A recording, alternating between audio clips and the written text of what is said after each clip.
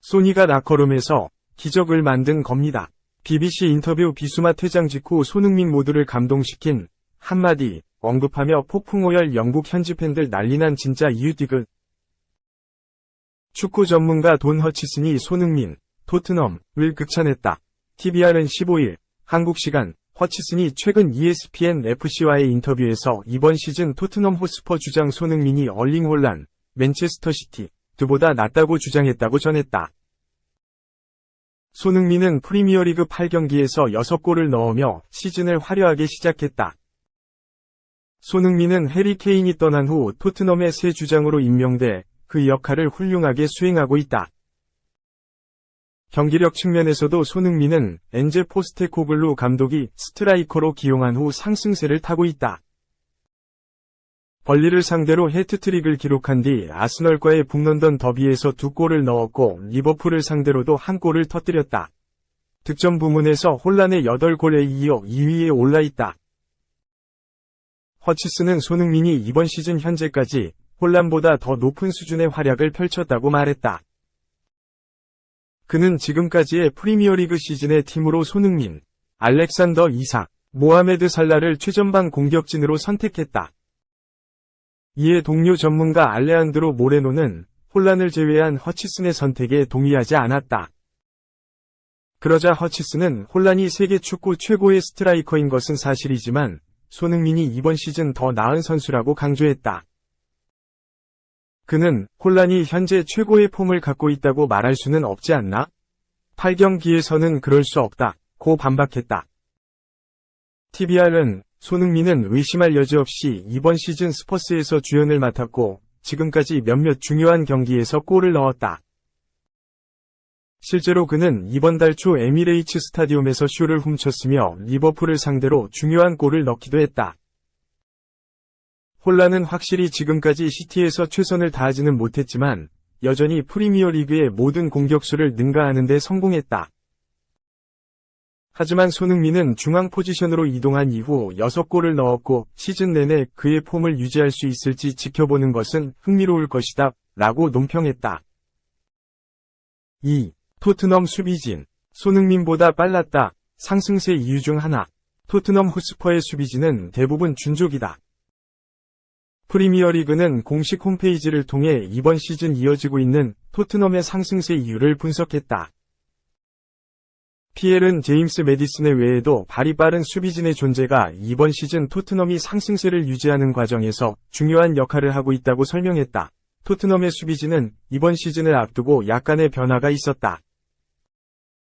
기존 센터백으로 뛰며 팀의 수비를 책임지던 크리스티안 로메로가 중심을 잡는 가운데 새로 합류한 미키 반 더 벤이 에릭 다이어를 대신해 로메로의 파트너로 낙점됐다. 지난 시즌 토트넘 선수가 됐지만 우디네세에서 한 시즌 더 임대 생활을 보내고 온 데스티니 우도기가 주전 레프트백. 반대편에는 페드로 포로가 주전 라이트백으로 나서고 있다.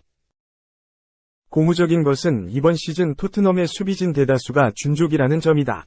PL은 엔제 포스테코글루 감독은 로메로가 반 더 벤과 좋은 호흡을 선보이는 모습을 보고 기뻐할 것이다.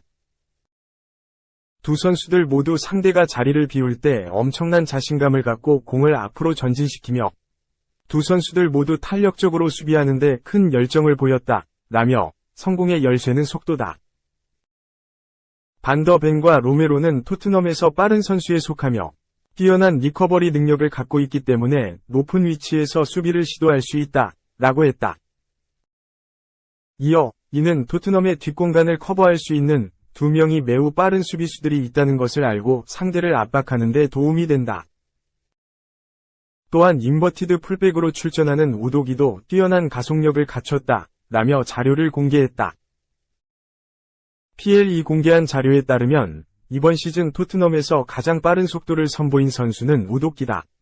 우도기의 최고 속력은 시속 34.68km. 우도기의 뒤에는 시속 34.62km를 기록한 반 더 벤과 시속 34.61km를 기록한 로메로가 있다. 3명이 수비수들 다음에 위치한 선수가 손흥민이었는데 손흥민의 기록은 시속 15.34km였다. 마노르 솔로몬의 기록도 손흥민과 동일했다. 이는 토트넘의 바뀐 스타일과도 연관이 있다. 지난 시즌만 하더라도 토트넘이 역습을 노리는 경우가 많았기 때문에 빠른 속도로 스프린트를 시도해야 하는 쪽은 손흥민을 비롯한 공격진이었다. 하지만 이번 시즌의 경우 토트넘이 공을 갖고 주도하는 경기가 많아졌고, 때문에 공을 빼앗겼을 때 다시 공을 가져오거나 수비 진영으로 복귀해야 하는 수비진의 순간 속도가 더 높게 측정된 것으로 볼 수 있다. 3. 토트넘에선 눈물 오른쪽 화살표 덴마크에선 심장, A매치가 유일한 분출구. EPL 첫 선발 가능성 의 화살표. 토트넘에선 백업으로 전락했지만 덴마크 대표팀에서 울분을 제대로 토해내고 있다. 피에르 에밀 호이비에르가 또 한 번 깊은 인상을 남겼다. 호이비에르는 15일 이하 한국 시각 안방에서 열린 카자흐스탄과의 유로 2024 조별리그 H조 7라운드에서 풀타임을 소화하며 팀의 3대1 완승을 이끌었다.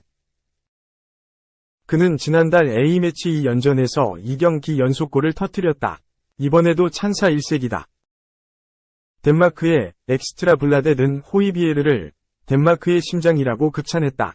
엑스트라 블라뎃은 별 6개 만점에 4개를 부여하며 대부분의 A매치가 끝난 후 이 글을 쓸 수 있다. 호이비에르의 에너지와 존재감은 덴마크의 심장이라며 그는 볼이 있든 없든 끊임없이 상대보다 우위에 있었다고 평가했다. 호이비에르에게 A매치는 분출구다. 2020년 여름 이적 시장에서 토트넘의 둥지를 튼 그는 중원의 핵이었다. 그러나 올 시즌 입지가 달라졌다. 엔제 포스테코글루 감독이 지휘봉을 잡은 후 주전에서 밀려났다. 그의 자리는 이브스 비수마와 파페사르가 대신하고 있다.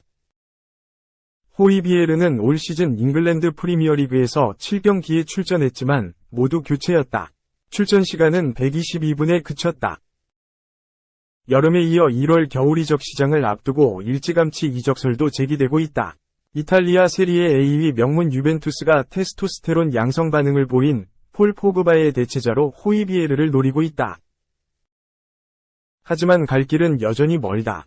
호이비에르는 18일 산마리노와 조별리그 H조 8라운드를 치른 후 토트넘으로 돌아온다. 선두를 달리고 있는 토트넘은 24일 풀럼과 EPL 9라운드를 치른다. 비수마가 7일 루턴 타운전에서 경고 2회에 따른 퇴장으로 풀럼전에 결장한다. 호이비에르의 올 시즌 EPL 첫 선발 가능성도 높다. 4. 이강인 맹활약 지켜본 음바페. 똑같이 멀티골 장렬. 프랑스, 네덜란드 꺾고 유로 2024 본선행. 이강인, 22, 이 한국에서 멀티골을 넣자 파리 생제르맹 동료 킬리안 음바페도 유럽에서 멀티골을 터뜨렸다. 음바페는 조국 프랑스를 유로 2024 본선으로 이끌었다.